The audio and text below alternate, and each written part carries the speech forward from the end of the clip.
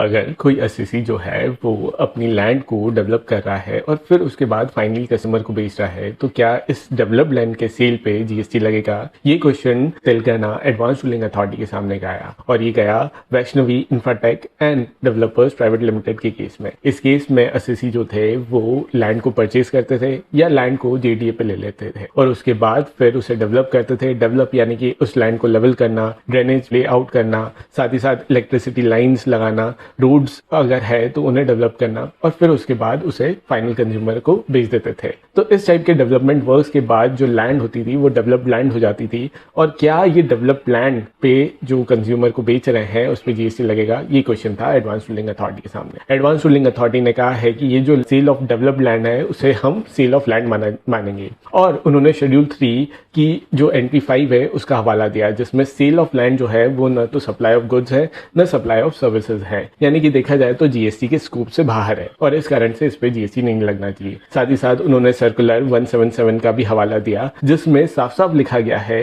कि आप जो डेवलप्ड लैंड है वो अगर सेल कर रहे हो तो उसे सेल ऑफ लैंड माना जाएगा, जो कि जीएसटी के स्कोप से बाहर है।